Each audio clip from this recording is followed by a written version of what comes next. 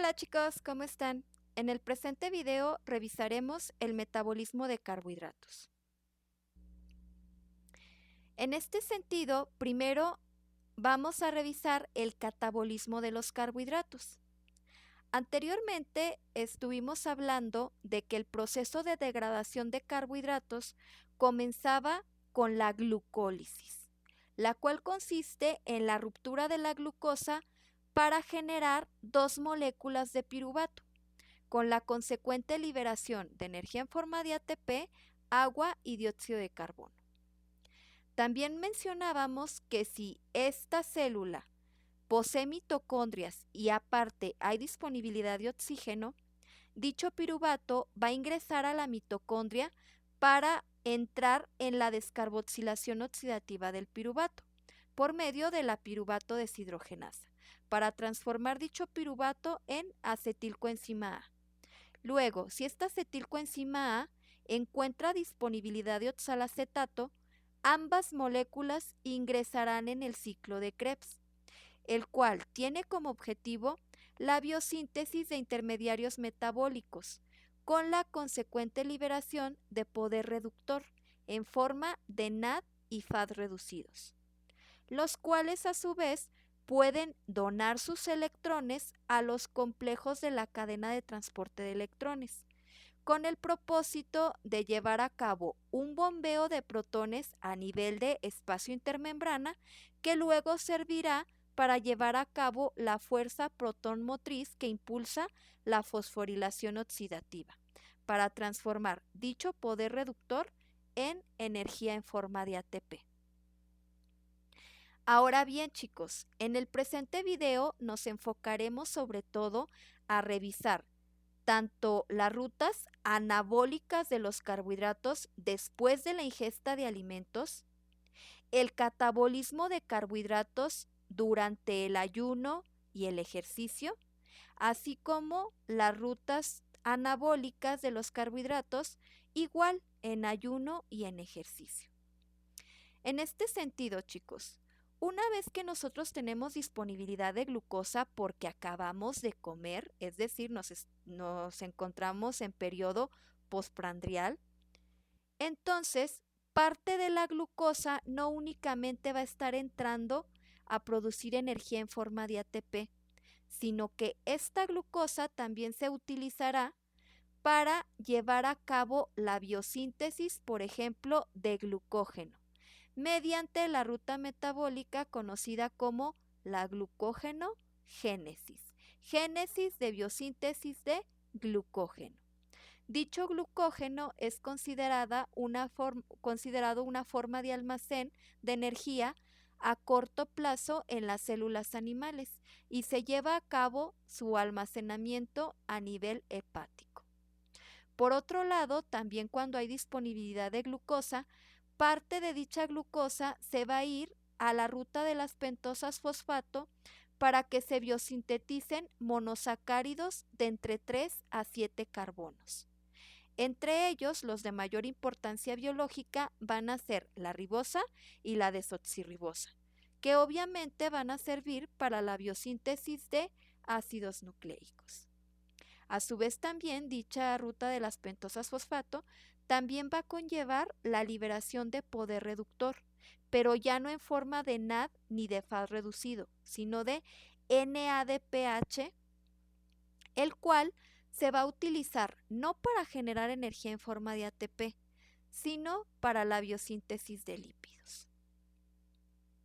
Ahora bien, si nosotros nos encontramos en ayuno o realizando ejercicio, ya que durante el ejercicio pues obviamente no vamos a ingerir alimentos, el glucógeno que se encuentra en el hígado se va a ir a romper hacia glucosa, con el propósito de que esta glucosa se pueda ir a glucólisis y proveernos de energía en forma de ATP. A este proceso se le conoce como glucógeno-lisis, ¿sí? Es decir, ruptura del glucógeno. Sin embargo, chicos, también durante el periodo de ayuno y de ejercicio se van a llevar a cabo rutas anabólicas, es decir, rutas de biosíntesis, como son la gluconeogénesis, que la gluconeogénesis consiste en la biosíntesis de nueva glucosa. Recordemos, nosotros estamos en ayuno o realizando ejercicio, por ende no estamos obteniendo glucosa de nuestros alimentos.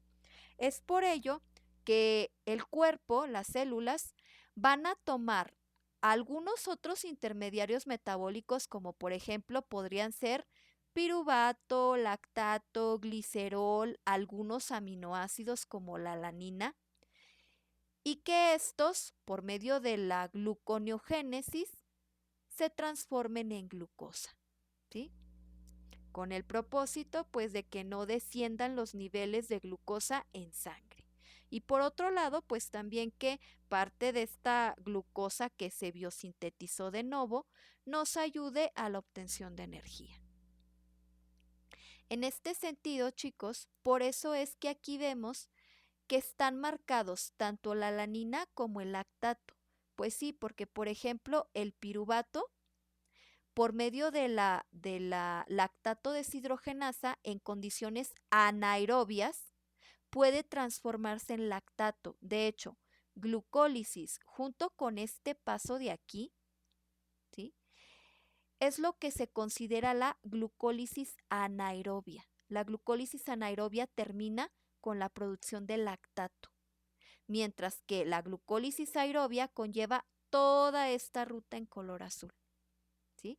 En este sentido, obviamente energéticamente hablando, nos va a rendir mayor energía en forma de ATP una glucólisis aerobia que una anaerobia. En este sentido, también cabe recalcar que hay ciclos complejos que conllevan tanto reacciones anabólicas como catabólicas, ¿sí? Como lo son, por ejemplo, el ciclo de Cori, el cual conlleva la transformación de piruvato en lactato y luego que posteriormente este lactato entre a gluconeogénesis para transformarse en glucosa.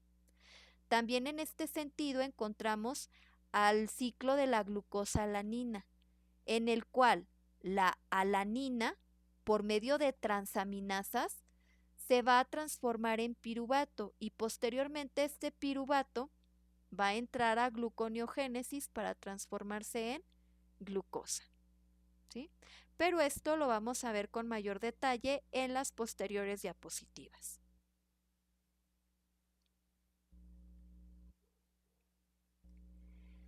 Entonces, primero vamos a comenzar con las rutas anabólicas de los carbohidratos después de la ingesta de alimentos, que ya quedamos que en este sentido contemplan tanto a la glucogenogénesis como a la ruta de las pentosas fosfato. Entonces, por ende, vamos a ver primero el proceso de la glucogenogénesis.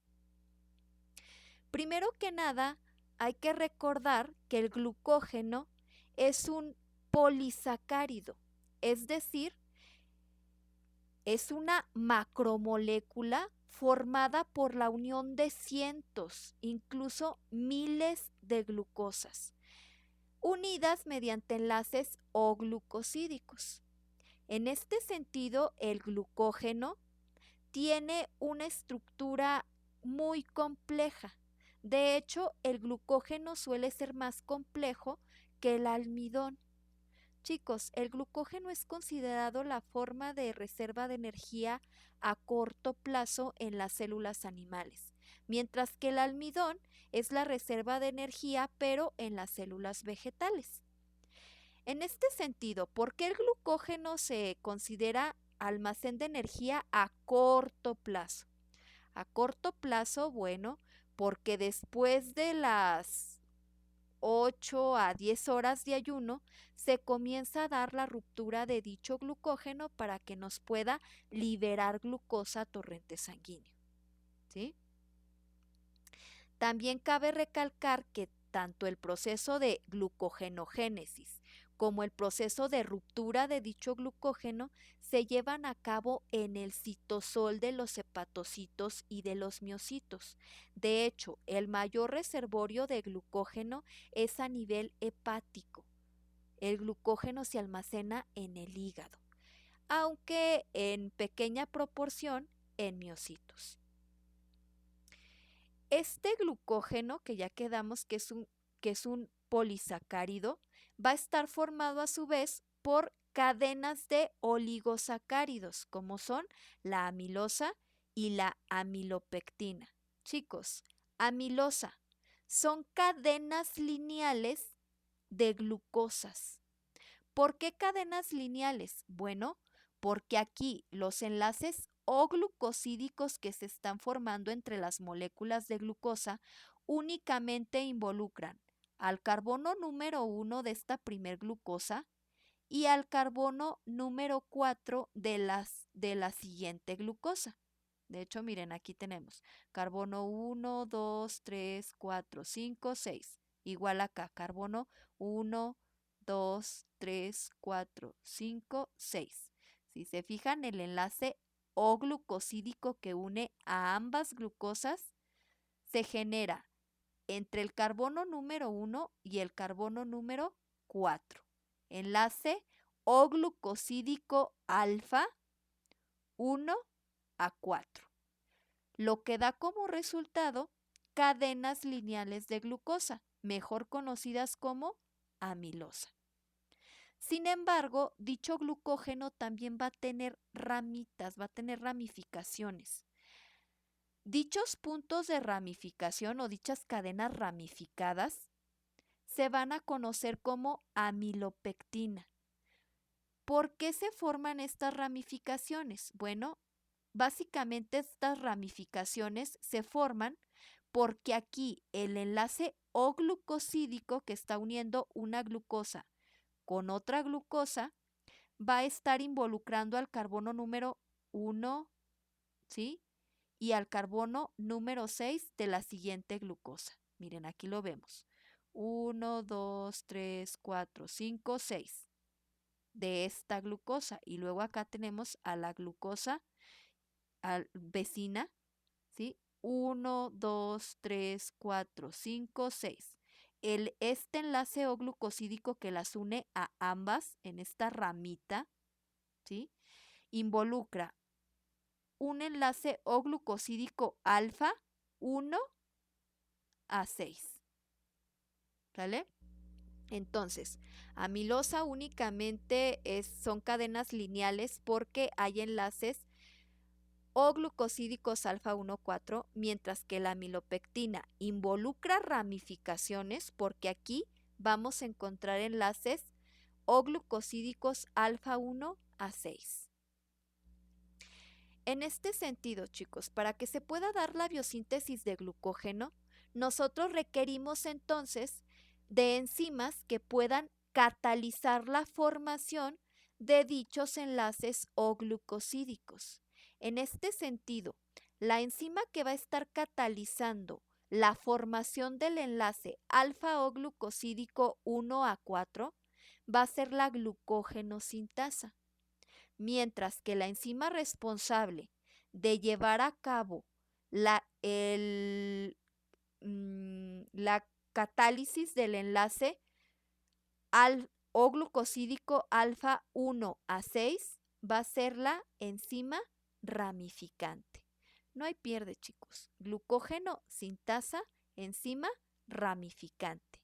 Estas dos van a ser las enzimas involucradas en el proceso de glucogenogénesis y que de hecho pues van a ser las responsables de regular dicho proceso. Ahora bien, a continuación vamos a revisar la ruta de las pentosas fosfato, que como ya dijimos también es una ruta anabólica que se lleva a cabo en periodos postprandiales, es decir, después de la ingesta de alimento, y que hay disponibilidad de glucosa. En este sentido, la ruta de las pentosas fosfato, se lleva a cabo en el citosol de las células O sea que todas y cada una de las células de tu cuerpo pueden llevar a cabo la ruta de las pentosas fosfato. Esta es una ruta anabólica que tiene como objetivo la biosíntesis de monosacáridos de entre 3 a 7 carbonos, entre las cuales yo te mencionaba que las más importantes, biológicamente hablando, van a ser la ribosa y la desoxirribosa, así como la obtención de poder reductor en forma de NADPH2, que yo te mencionaba que este poder reductor ya no nos va a servir para la obtención propiamente de energía en forma de ATP, pero sí para la biosíntesis de lípidos. Esta ruta de las pentosas fosfato consta de dos fases, una fase oxidativa y una fase no oxidativa. La fase oxidativa conlleva que se libere ese poder reductor en forma de NADPH2. Y esta fase oxidativa es la que contiene las enzimas reguladoras de la ruta de las pentosas fosfato. Ojo con eso, ¿sí? Mientras que en el caso de la fase no oxidativa, va a tener como objetivo la síntesis de estos monosacáridos de entre 3 a 7 carbonos. En este sentido, pues primero vamos a ver la fase oxidativa. En esta fase oxidativa, ella va a iniciar con glucosa 6-fosfato. Es decir, chicos, si ustedes recordarán, la primera reacción de la glucólisis era una fosforilación de la glucosa. Es decir, ahí vamos a tener glucosa en presencia de hexoquinasa, que era una enzima reguladora del proceso, y con consumo de una molécula de ATP se va a generar glucosa 6-fosfato. Pues resulta que esa glucosa 6-fosfato puede seguir toda la glucólisis o literal irse hacia ruta de las pentosas fosfato. Por eso es que esta ruta inicia con glucosa 6-fosfato. Repito, porque previo a esto se tuvo que llevar a cabo la reacción número 1 de la glucólisis, donde la glucosa se transforma en glucosa 6-fosfato mediante la hexoquinasa, ¿sí? Con consumo de una molécula de ATP. Pues sí, porque la hexoquinasa, recordemos, toma un grupo fosfato del ATP y lo pega en el carbono número 6 de la glucosa, liberando ADP, ¿sí? Entonces, una vez aclarado este asunto, vamos a comenzar con la glucosa 6-fosfato. Chicos, esta glucosa 6-fosfato, mediante la enzima glucosa 6-fosfato deshidrogenasa, se va a deshidrogenar, es decir, estos dos hidrógenos marcados en color rosa, ¿sí?, se van a retirar mediante esta enzima y esta enzima los va a pegar al NADP oxidado con el propósito de reducirlo. Es decir, ya aquí va a haber entrada de NADP y va a haber salida de poder reductor en forma de NADPH2. ¿Sale? Automáticamente cuando nosotros le retiremos estos dos hidrógenos a la glucosa 6-fosfato, la vamos a transformar en 6-fosfogluconolactona. Que de hecho, chicos, vaya, al retirarle este hidrógeno, por ende, va a haber inestabilidad en el carbono versus el oxígeno y por eso se forma un doble enlace, ¿sí? Ahora bien, esa 6-fosfogluconolactona, que fue el producto de la primera reacción química de la fase oxidativa, va a servir como sustrato para la reacción química número 2. Es decir, aquí vamos a partir de 6-fosfogluconolactona para que por medio de la enzima 6-fosfogluconolactonasa con consumo de agua se vaya a transformar en 6-fosfogluconato. literal. Aquí lo que hicimos fue, pues, que ingresar esa molécula de agua y romper este ciclo para tener el 6-fosfogluconato. Posteriormente, chicos, este 6-fosfogluconato, que fue el producto de la reacción química número 2 de la fase oxidativa, va a servir como sustrato para la reacción número 3, ¿sí?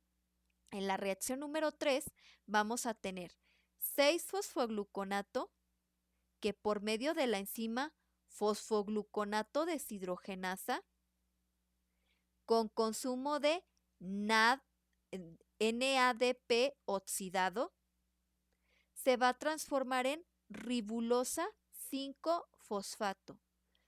Chicos, y bueno, también con liberación de dióxido de carbono.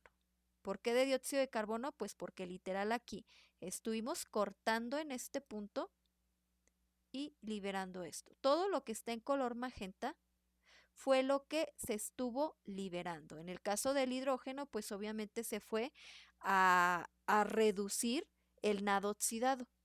Y en el caso de esto, se liberó en forma de dióxido de carbono. Entonces, esto nos va a dar como resultado la ribulosa 5-fosfato. Esta ribulosa 5-fosfato es el precursor para la biosíntesis de los monosacáridos entre 3 a 7 carbonos, ¿sí? Es decir, a partir de aquí nosotros, la ribulosa 5-fosfato, nos va a servir para poder iniciar la fase no oxidativa. En este sentido, chicos, si se fijan, las 3 reacciones químicas que se llevaron a cabo en la fase oxidativa son de tipo irreversible. Por ende, estas 3 enzimas involucradas son quienes regulan el proceso de la ruta de las pentosas fosfato.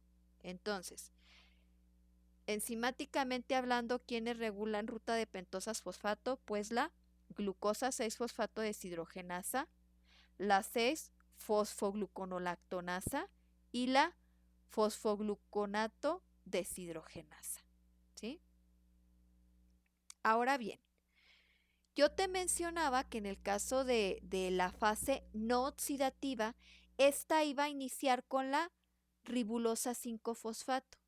Chicos, si es esta ribulosa 5-fosfato por medio de la enzima ribulosa 5-fosfato isomerasa, se va a transformar en ribosa 5-fosfato. Ella es la que propiamente vamos a utilizar pues para la biosíntesis tanto de ribosa como de desoxirribosa. Es decir, aquí ya nada más nos resta romper este enlace fosfodiéster para liberar el grupo fosfato, ¿sí? Y obvio utilizar esta para la biosíntesis de ácidos nucleicos. Sin embargo, nosotros dijimos que pues obviamente en la fase no oxidativa no nada más íbamos a biosintetizar ribosa, desoxirribosa, sino también otros monosacáridos de entre 3 a 7 carbonos. En este aspecto entonces tenemos cómo es que, por ejemplo, mediante las transacetolasas, dicha ribosa 5-fosfato puede irse a romper, puede irse, por ejemplo, ¿sí?, a transformar en heptulosa 7-fosfato. Vemos también cómo aquí el gliceraldehído 3-fosfato más, ¿sí?, heptulosa 7-fosfato puede llevarnos a igual a la ribosa 5-fosfato, pero también más silulosa 5-fosfato y así sucesivamente, chicos. Es decir, yo para fines de examen no te voy a estar preguntando todo este ciclo, ¿sí? Realmente a mí lo que me interesa que tú manejes de la ruta de las pentosas fosfato es precisamente tanto las enzimas que regulan el proceso en la fase oxidativa, como también los objetivos de cada una de las fases. Ya quedamos que el poder reductor en forma de NADPH2 tú lo obtienes de la fase oxidativa, mientras que de la fase no oxidativa tú vas a obtener esos monosacáridos de entre 3 a 7 carbonos, ¿sí?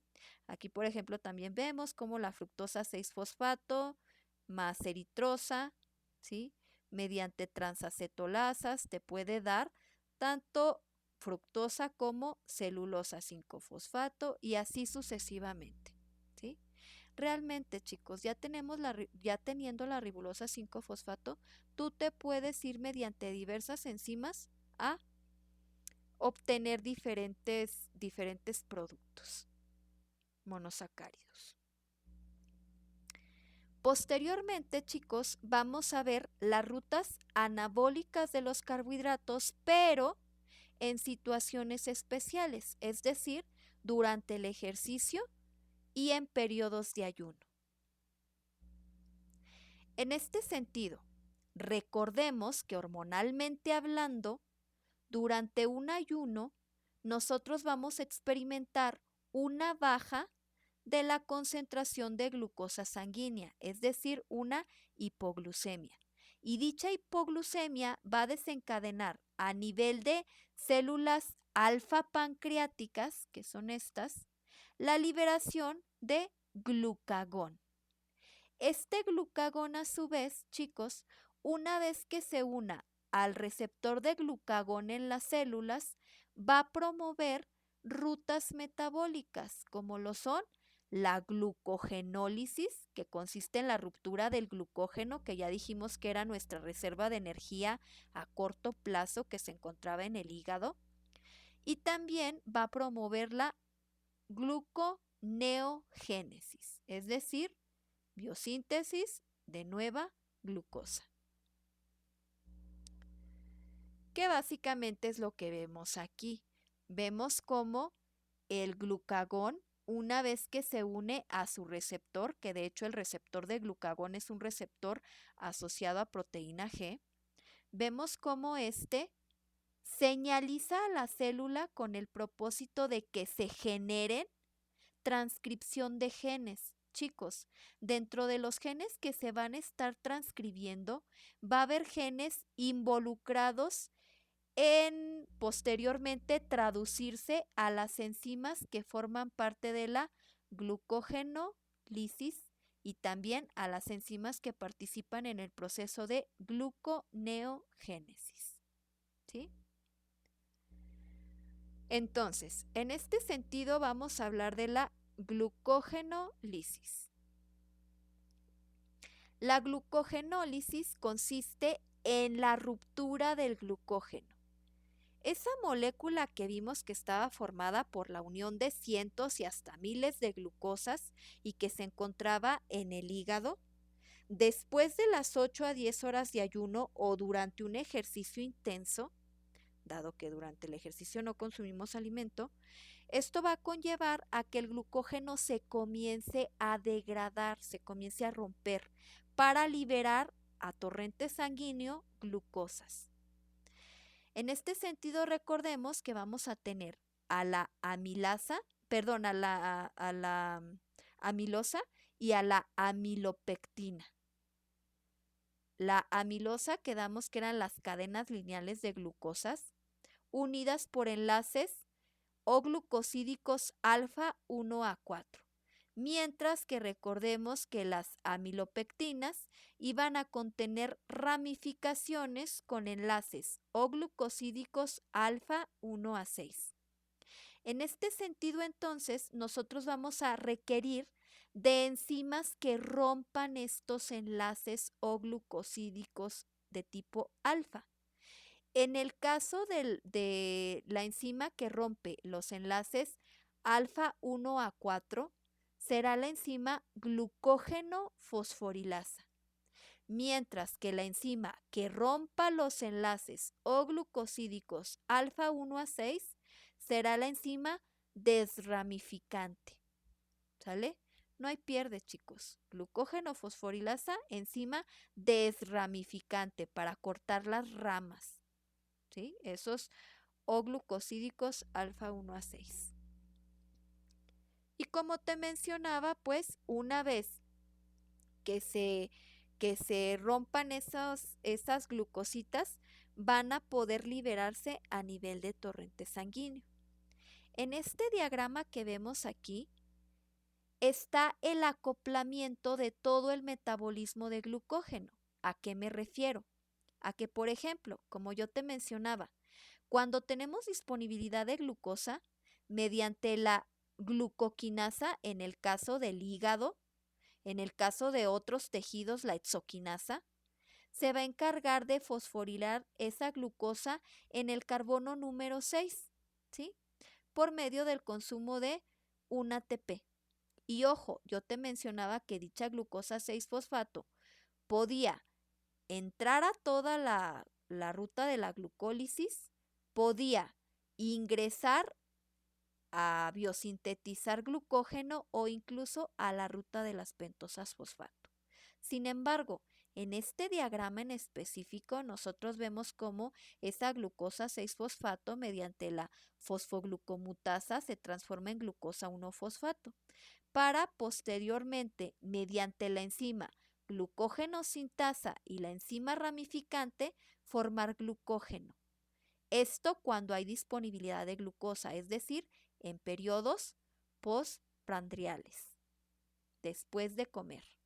Sin embargo, a las 8 a 10 horas de ayuno o cuando estamos realizando ejercicio intenso, este glucógeno se va a comenzar a romper por medio de la enzima glucógeno fosforilasa y enzima desramificante o desramificadora para dar origen a la glucosa 1-fosfato, la cual por medio de la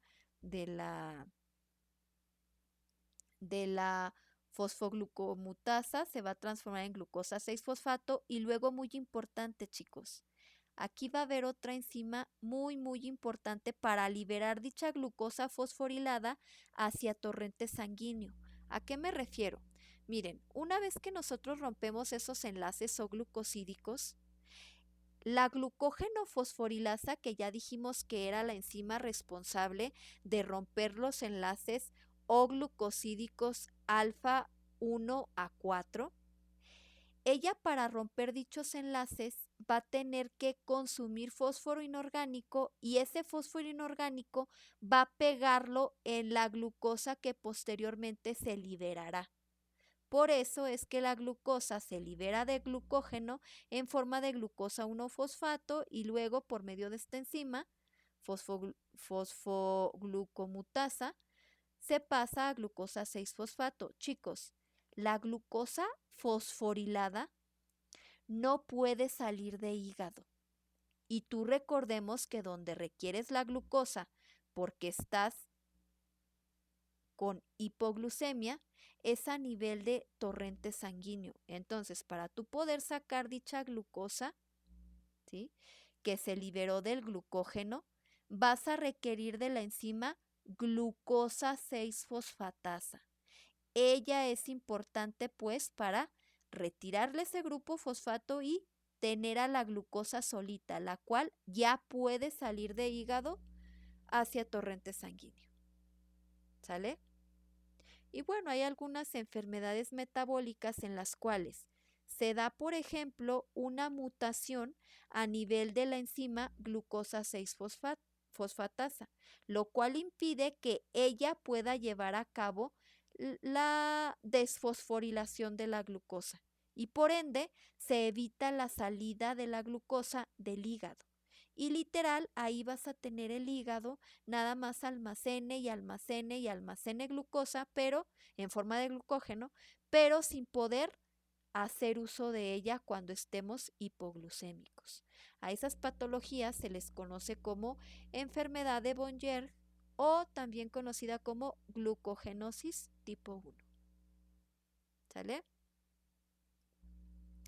Ahora bien, chicos, a continuación vamos a hablar sobre la gluconeogénesis, que ya quedamos que también es una ruta anabólica, es decir, de biosíntesis, que se lleva a cabo durante periodos de ayuno o durante ejercicio.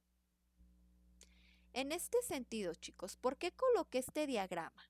Bueno, coloqué este diagrama porque literal la gluconeogénesis, génesis de biosíntesis, neo de nuevo, gluco de glucosa, la biosíntesis de nueva glucosa, las reacciones químicas de la gluconeogénesis literal van a ser las mismas de la glucólisis, únicamente que en retrospectiva, es decir, a la inversa. Si ustedes recordarán, nosotros la glucólisis iniciábamos con glucosa, luego la glucosa mediante la hexoquinasa con consumo de energía en forma de ATP se transformaba en glucosa 6-fosfato y así sucesivamente hasta llegar a piruvato.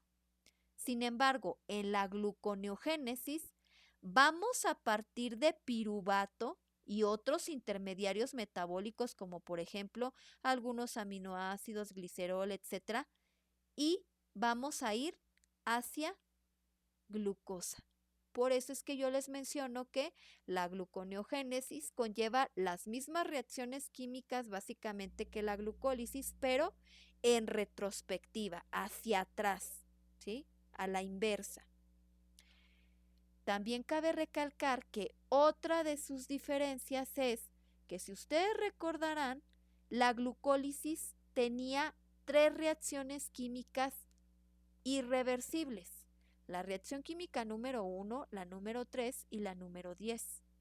En estas iban a estar implicadas las enzimas hexoquinasa, fosfofructoquinasa 1 y piruvatoquinasa, que yo te mencionaba que eran las enzimas que regulaban el proceso de la glucólisis. Pues bien, chicos, en el proceso de la gluconeogénesis, específicamente en estas reacciones químicas número 1, que en el caso de la gluconeogénesis es la 11, la última reacción. En la número 3, que en el caso de la gluconeogénesis sería la antepenúltima. Y en la reacción química número 1 y 2 van a participar enzimas diferentes. Otra de las diferencias es que a nivel de gluconeogénesis se va a dar una reacción química adicional. Es decir, mientras glucólisis constaba de 10 reacciones químicas, la gluconeogénesis va a constar de 11 reacciones químicas. ¿Sí? Que de hecho, miren, lo vemos aquí. Aquí vemos que la reacción química número 1 de la gluconeogénesis es una reacción química adicional. Si ustedes recordarán, en la glucólisis, el fosfoenol piruvato, la reacción química número 10 conllevaba que el fosfoenol piruvato mediante la piruvatoquinasa se transformara en piruvato. Y esa era nuestra reacción química número 10. Pues en el caso de la gluconeogénesis, el piruvato no se va directamente a transformar en fosfoenol piruvato, no, sino que primero ocurre una reacción adicional que conlleva que el piruvato, mediante la enzima piruvato carboxilasa, con consumo de ATP, se transforme en oxalacetato. Y ahora sí, el oxalacetato, mediante la enzima fosfoenol piruvato carboxiquinasa, con consumo de GTP, se va a transformar en fosfoenol piruvato. Chicos, la glucólisis conllevaba la liberación de energía en forma de ATP. La gluconeogénesis, más que generar, porque de hecho no genera nada de energía en forma de ATP, la consume. Gluconeogénesis, al ser una ruta anabólica, requiere consumo de energía en forma de ATP. No se me preocupen, chicos, a continuación vamos a ver cada una de estas reacciones químicas del proceso de gluconeogénesis. Únicamente les coloqué esta diapositiva con el propósito de llevar a cabo más bien de visualizar las diferencias y semejanzas entre ambas rutas metabólicas. ¿Sí? En este sentido, pues ya dijimos, gluconeogénesis es como la glucólisis, pero a la inversa, en retrospectiva, añadiéndole una primer reacción química, ¿sí? O sea, gluconeogénesis, 11 reacciones químicas, ¿sale? Esta gluconeogénesis se lleva a cabo en el citosol de las células y va a iniciar con la reacción química número 1 que involucra al piruvato. Piruvato, por medio de la enzima piruvato carboxilasa, con consumo de energía en forma de ATP y dióxido de carbono, me va a dar una molécula de oxalacetato, con la liberación consecuente de ADP y fósforo inorgánico. Posteriormente, chicos, este oxalacetato, que fue el producto de la reacción química número 1, nos va a servir de sustrato para la reacción química número 2 de la gluconeogénesis. ¿Sí? Que de hecho, si se fijan aquí, ¿para qué se consumió este dióxido de carbono?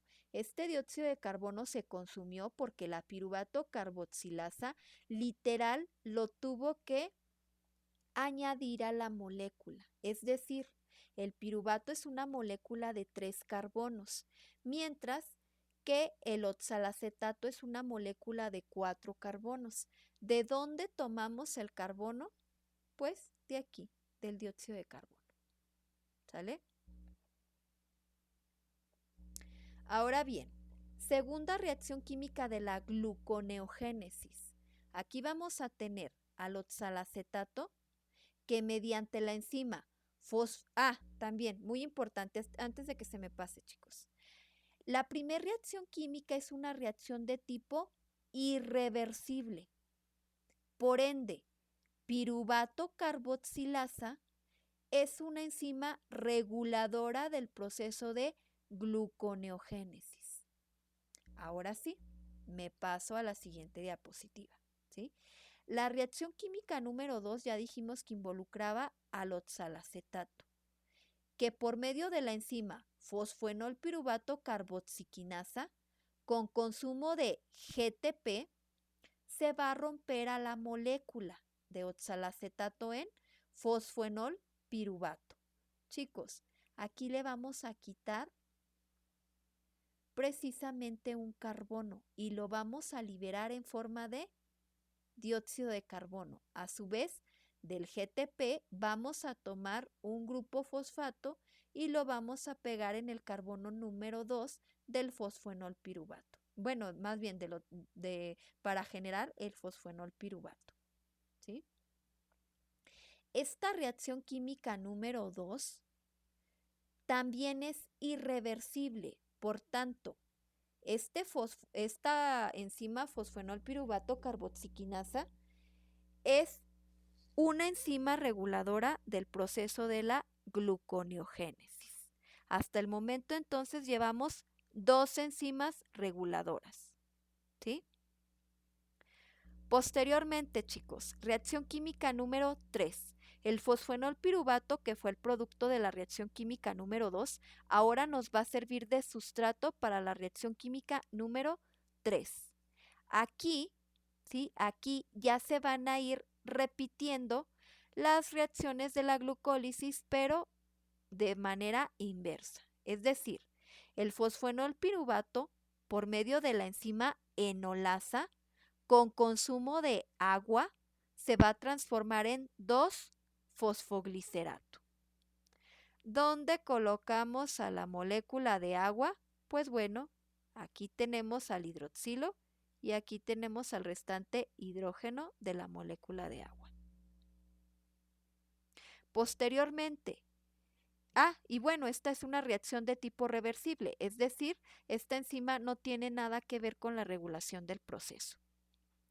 Posteriormente, este 2-fosfoglicerato, que fue producto de la reacción química número 3, nos va a servir como sustrato para la reacción química número 4.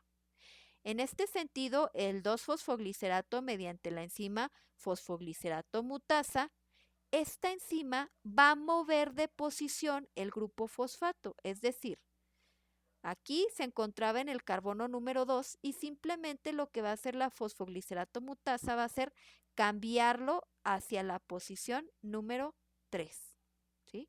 Dando como resultado el 3-fosfoglicerato. Este 3-fosfoglicerato, producto de la reacción química número 4, nos va a servir de sustrato para la reacción número 5. Aquí, el 3-fosfoglicerato mediante la enzima fosfoglicerato quinasa, con consumo de una molécula de ATP, se va a transformar en 1,3-difosfoglicerato. Es decir, la fosfoglicerato quinasa va a tomar un grupo fosfato proveniente del ATP y lo va a pegar en el carbono número 1 para transformar el 3-fosfoglicerato en 1,3-difosfoglicerato. Y obviamente se va a liberar ADP. Esta igual es una reacción de tipo reversible. Por ende, esa enzima no tiene nada que ver con la regulación del proceso de gluconeogénesis.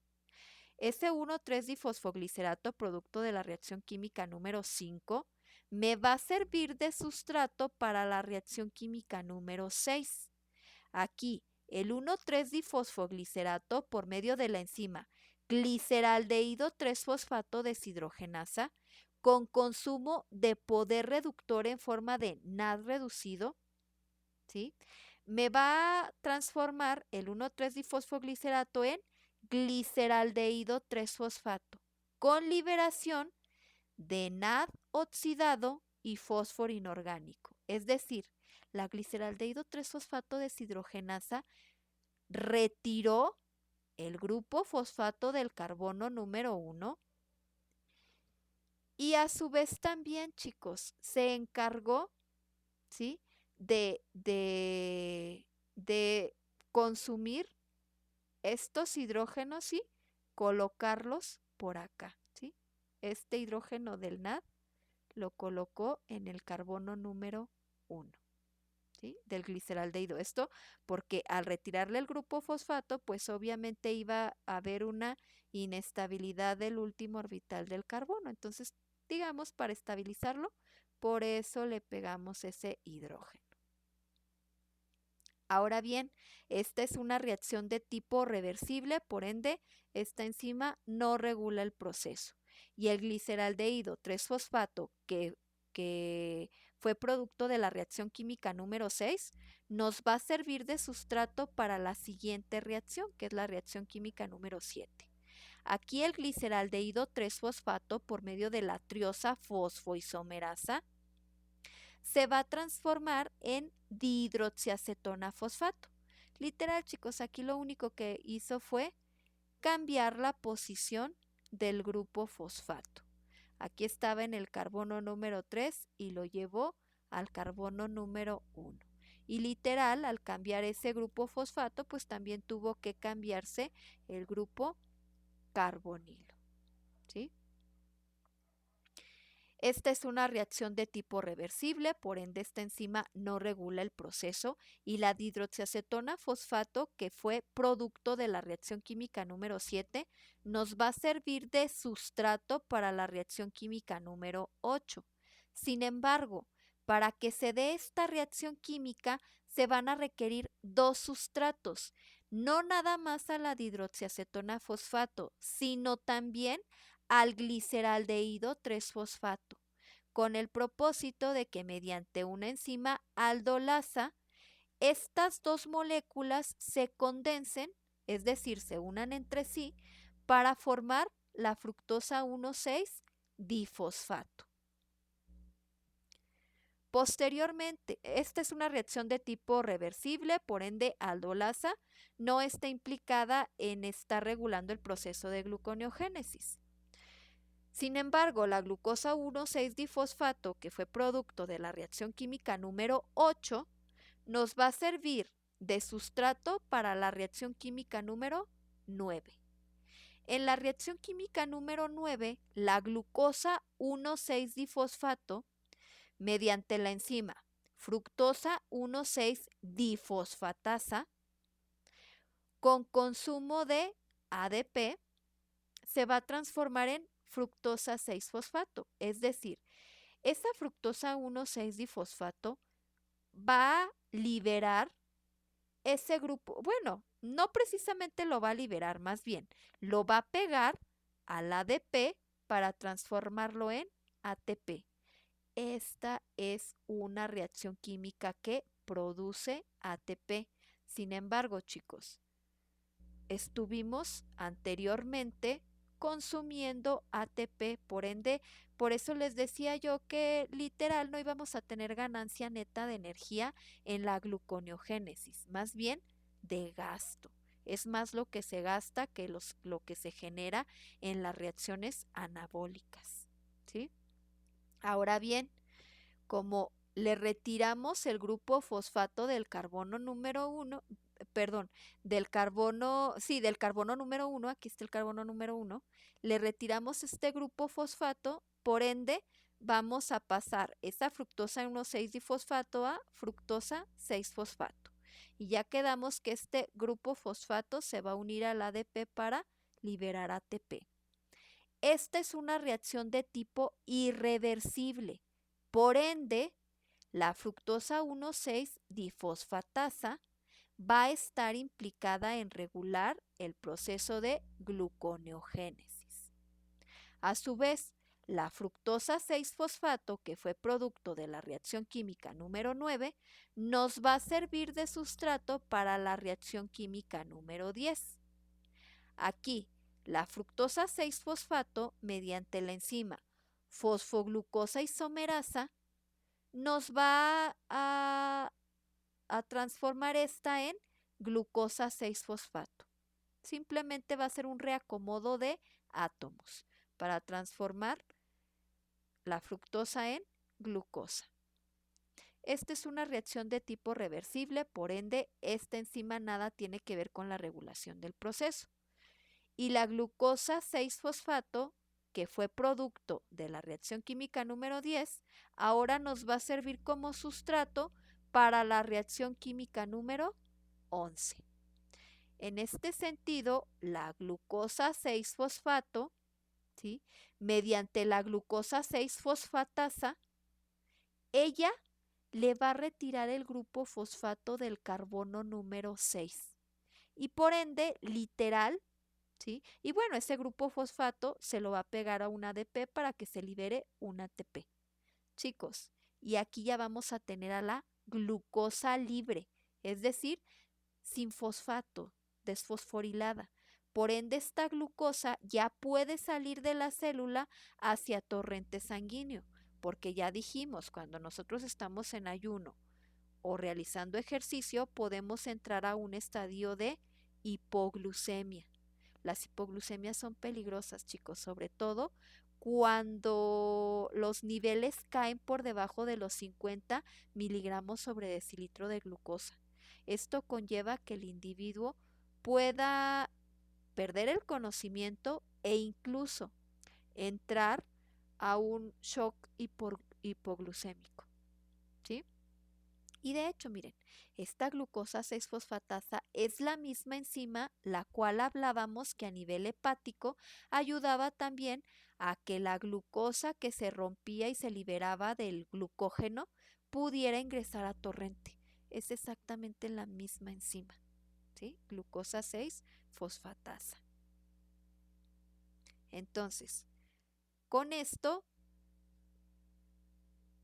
terminaríamos de ver la ruta de la gluconeogénesis, biosíntesis de nueva glucosa, que repito, de nueva glucosa a partir de intermediarios no glucosídicos. Ya dijimos que, y de hecho me voy a regresar un poquito, ya dijimos que los intermediarios no glucosídicos que pueden ingresar aquí a la gluconeogénesis pueden ser el piruvato, algunos aminoácidos como por ejemplo este, la alanina, ¿sí? La alanina, el aspartato, ¿sí? Que de hecho el aspartato mediante transaminación se transforma en oxalacetato. La alanina mediante transaminación se transforma en piruvato, ¿sí? También, por ejemplo, podemos utilizar glicerol o incluso lactato, ¿sale? Todos estos productos metabólicos pueden ingresar a la ruta de la gluconeogénesis. Ahora bien, chicos, vamos a hablar un poco de la regulación de la gluconeogénesis. Recordemos que a nivel de gluconeogénesis nosotros tenemos 4 enzimas reguladoras.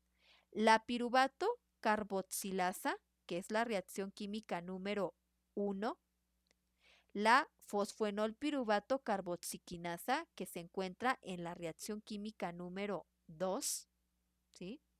La fructosa 1,6-difosfatasa, que se encuentra en la reacción química número 9, y la glucosa 6-fosfatasa, que se encuentra en la reacción química número 11. En este sentido, chicos, ¿sí? Aquí tenemos, por ejemplo, que en el caso de la glucosa 6-fosfatasa, tú la vas a estar, digamos, estimulando cuando haya disponibilidad de glucosa 6-fosfato.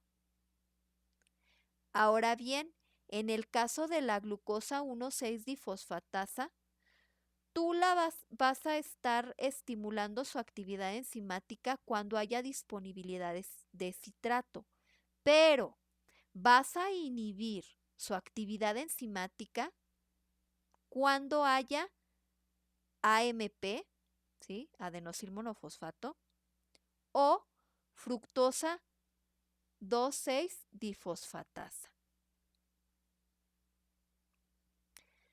En el caso de la fosfenolpiruvato, chicos, ella va a inhibir su actividad enzimática cuando haya ADP.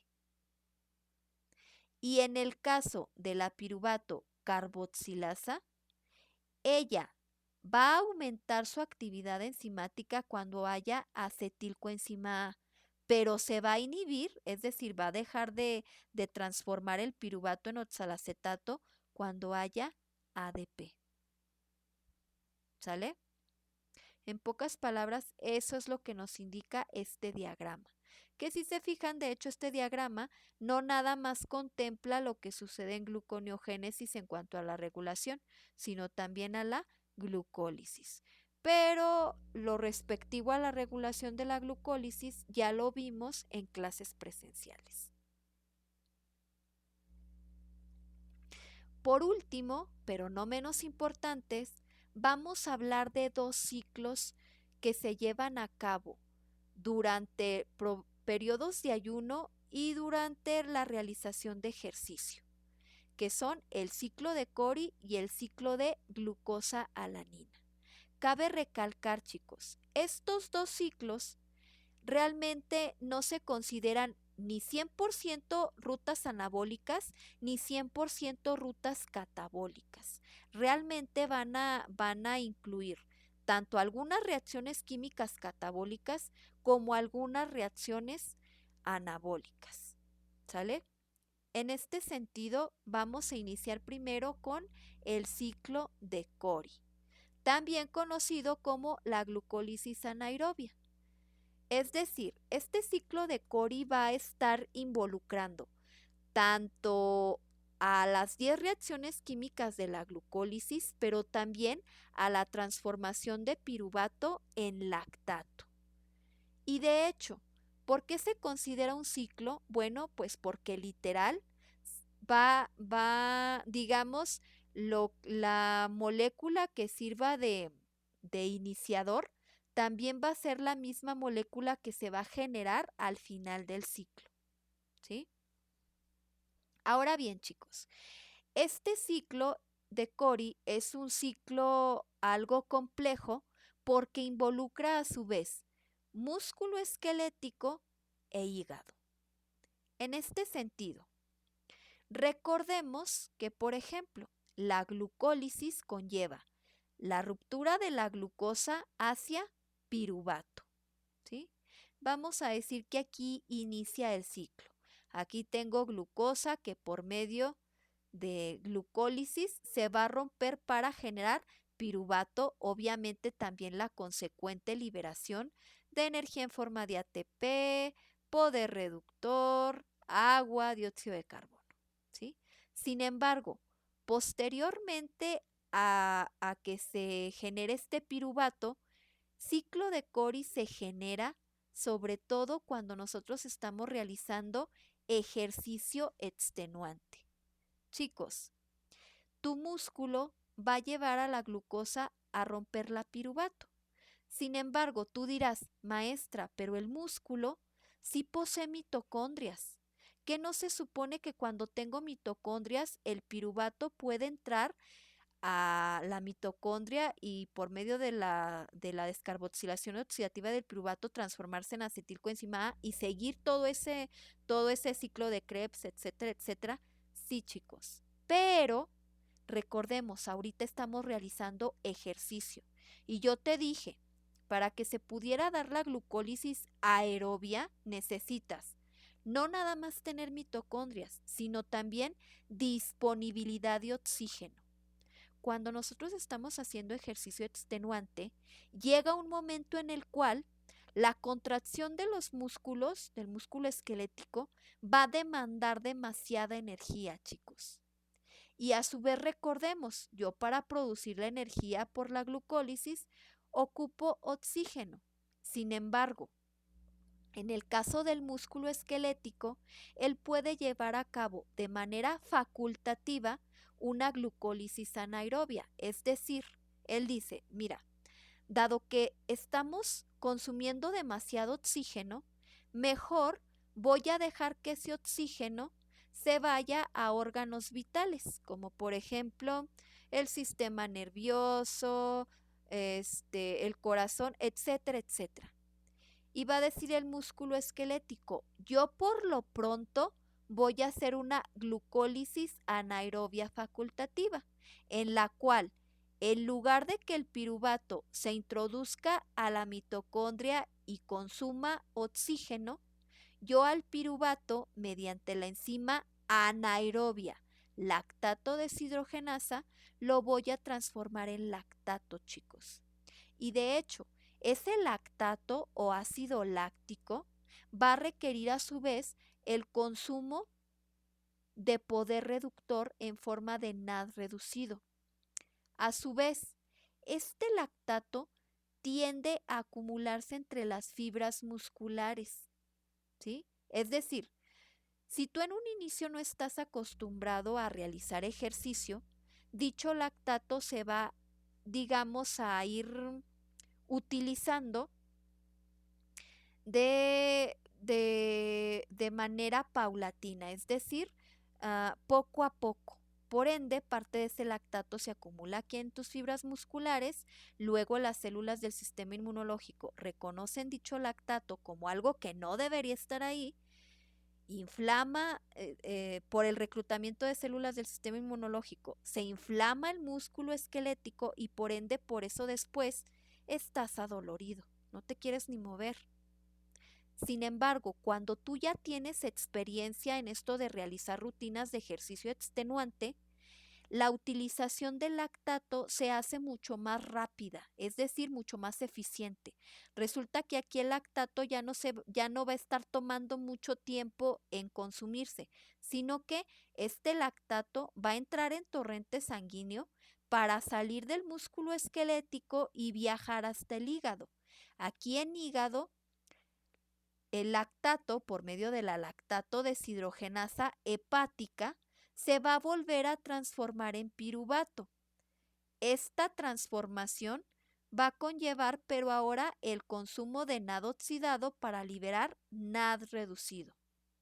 Ahora bien, este piruvato, aquí en el hígado, va a llevar a cabo el proceso de gluconeogénesis, porque la gluconeogénesis se lleva a cabo a nivel hepático. Este piruvato se va a transformar entonces en glucosa 6-fosfato y recordemos, mediante la enzima glucosa 6-fosfatasa, se le va a retirar este grupo fosfato para que la glucosa libre pueda salir de este hígado mediante torrente sanguíneo y regresar al músculo. Luego aquí esta glucosa se va a volver a romper para liberar energía, porque recordemos, tú estás haciendo ejercicio, entonces requieres un aporte de glucosa que como tú no estás, por ejemplo, haciendo cardio, y comiéndote una torta. No se puede. De hecho, vaya, ni lo intenten porque literal van a van a vomitar, ¿sí? Su estómago no va a recibir ese alimento y por ende van a tender a vomitar. Chicos, por lo tanto, quien nos provee de la energía que va a estar demandando este músculo esquelético va a ser este ciclo de Cori.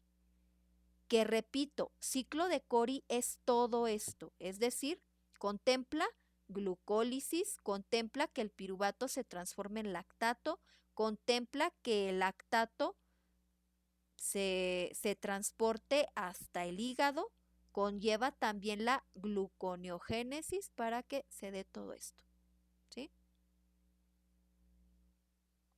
Bueno, espero que haya quedado más o menos claro, ¿sí?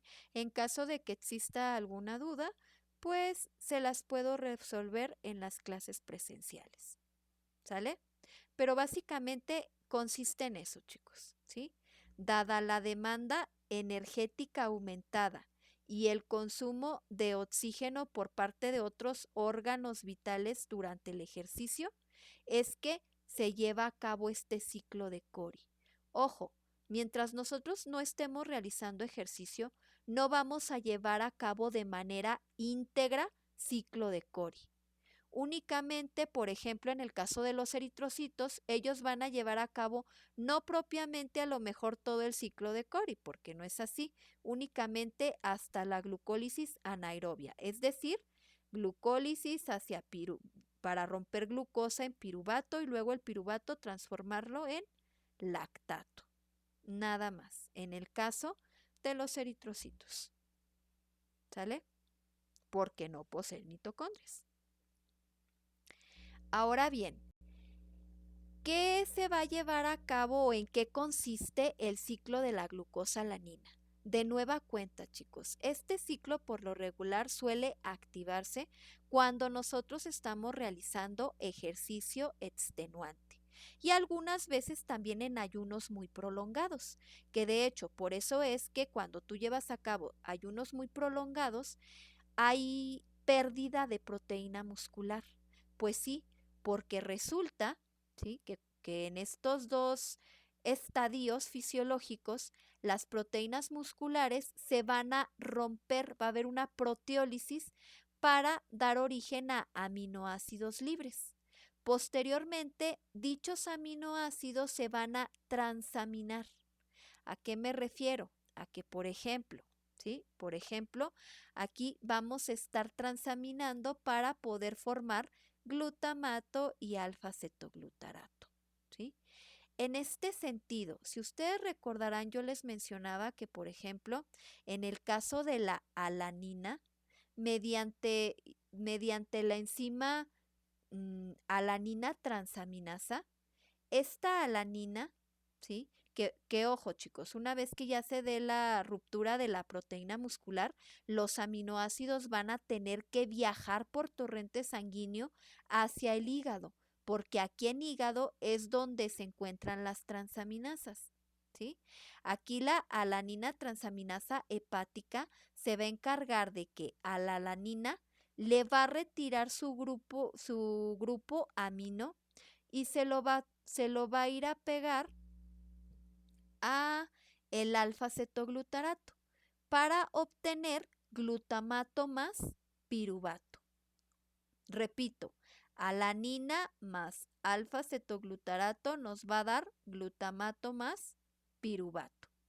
En el caso del glutamato, pues se va a desaminar y luego se va a ir a ciclo de la urea. Esto ahorita no nos interesa. A nosotros realmente lo que nos interesa es el piruvato. ¿Por qué? Pues porque resulta que este piruvato que se produce mediante la transaminación de la alanina es el que propiamente puede entrar a la gluconeogénesis.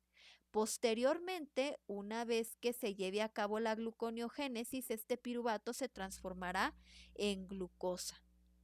Luego dicha glucosa saldrá por torrente sanguíneo del hígado y llegará nuevamente a músculo esquelético para que esta glucosa se rompa mediante la glucólisis en piruvato Y ojo, chicos, esta ruptura de la glucosa ya sabemos que nos va a generar liberación de energía en forma de ATP, ¿sí? Porque repito, tú te encuentras o realizando ejercicio extenuante y por eso se están rompiendo tus fibras musculares, o en ayunos muy prolongados en los cuales la inanición hace que nuestras proteínas nos sirvan para poder formar nueva glucosa y a partir de ella romperla y generar energía que requiere el cuerpo.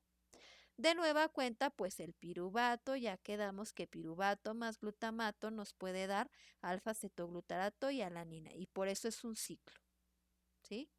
Porque digamos que con lo que comenzamos es con lo que se cierra el ciclo. ¿Sale? Entonces, estos dos ciclos ya dije, son ciclos, tanto el ciclo de Cori como ciclo de glucosa-alanina, son ciclos tanto anabólicos como catabólicos. Anabólicos porque involucran gluconeogénesis, catabólicos porque también involucran glucólisis, ¿sale? Y ambos es lo mismo, ¿verdad? Gluconeogénesis y glucólisis.